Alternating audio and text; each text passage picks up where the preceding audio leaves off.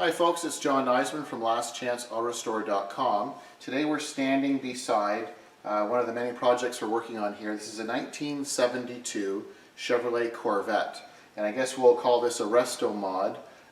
We've made an incredible amount of changes to this vehicle. Most of them are subtle. So 72 is the last year for the chrome bumper, both front and rear. So this is our client's favorite body style. And if I get out of the way a little bit, you can see, I apologize for it being so dusty and dirty. We've been doing a lot of work on this fuel-injected LS conversion. So now we have a higher-end engine. Instead of being just a small block 305, we now have an LS fuel-injected motor. We've added air conditioning. We've changed the pulleys, the air intake, the braking system. Everything has been dramatically upgraded in terms of mechanical, drive line, suspension and braking, but appearance-wise we have it as close to factory stock look as you can possibly get. You'll notice we've got the factory correct BF Goodrich radial TA white outline tires, the correct GM reproduction rally wheels which are chromed with the chrome rings. You'll see down the side we've got the original GM insignia in chrome with the Stingray, with the louvers, and then this was quite a task. This is a custom exhaust system that we built for this car to have at the side exiting exhaust, and we wanted to have the nice contrast. Our client wanted to have the side pipes, but we wanted an LS motor with a painless wiring harness, the correct hookups. We have O2 sensors and bungs in the exhaust system, so everything would be ready for any type of emissions standard that we may have or question later on down the road. So it would be ready for anything like that.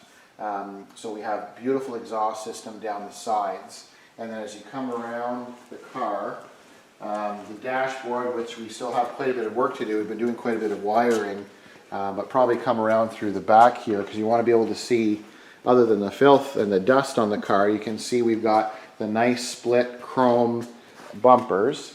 We have the new General Motors tail lights and the chrome bezels. All the wiring is new.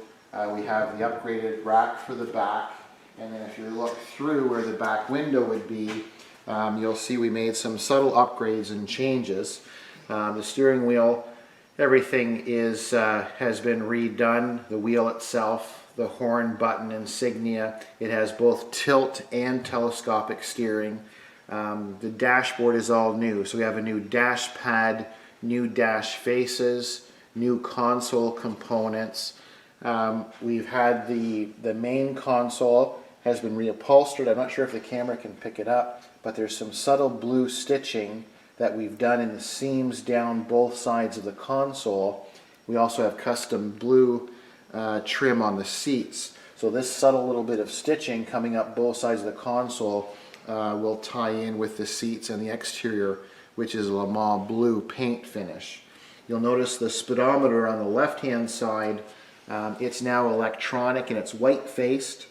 So we've got the electronic gauge there for speedometer and trip meter. On the right hand side we have obviously the tach, and in the center the top vent. The car originally was not built with air conditioning, but we have Classic Air Industries air conditioning conversion kit. So it's been installed. You'll see we have all upgraded new gauges which match the gauges, and they're all fully electronic. So I think the camera can pick it up. We've got water temperature, we've got fuel gauge, then we've got the upgraded clock, the analog clock. We have oil here, and then the volts for the gauges. Then down below it's a reproduction stereo. It looks like the original analog Corvette stereo. It's been enhanced, it's fully electronic, and it has hookups for MP3 and that sort of thing. And then in the console that we reupholstered and replaced, you'll notice for the automatic transmission, because of the LS motor, we have a 4-speed automatic. So you'll notice we have the neutral, the D with the circle, obviously the overdrive, and then the 3, 2, 1. Hopefully the camera can pick that up because that's quite a bit of work. This car didn't come equipped that way, so now we've got a 4-speed automatic, which typically it only came with a 3-speed. So there's quite a bit of work that had to be done, because originally this car was a small block with a 4-speed manual. And now we have this LS fuel-injected motor with a 4-speed automatic. So basically just a little bit of an update on that. And then what I'd like to do, we had this started and running a couple of different times. I just wanted to share with you the exhaust note on this 72 Corvette now that it has the LS motor with the custom exhaust and the side pipes. So I just have to hold this battery terminal, and I think it should just start up here. We'll just turn the key on. So you'll hear the electric fuel pump, and then I'll just start it up, and then I'll rev it up a few times. So I'd like to share with what the exhaust sounds like in this 72 Corvette. So just get the fuel pump because I have it disconnected, so it has to build fuel pressure in through the line.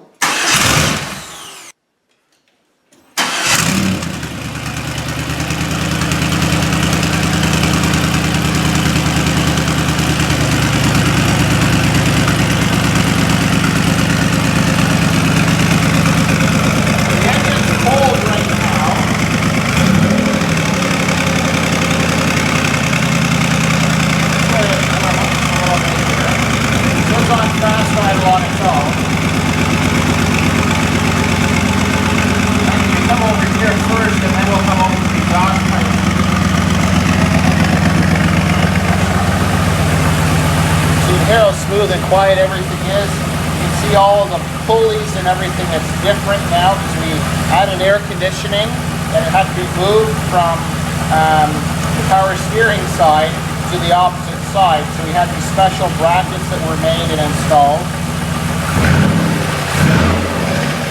Appearance-wise, we'll be having cover plates on here with the Corvette insignia. And now if we just go a little bit closer with the to the exhaust pipes, you can hear how nice it sounds.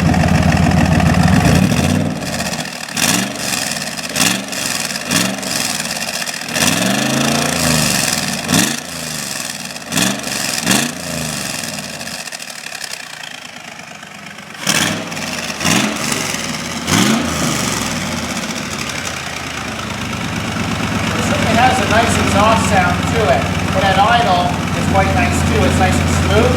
But with the tuned exhaust, it has a little more of an attitude, almost like a hot rod kind of feel to it. So now with the engine warming up a little bit, that's a nice item.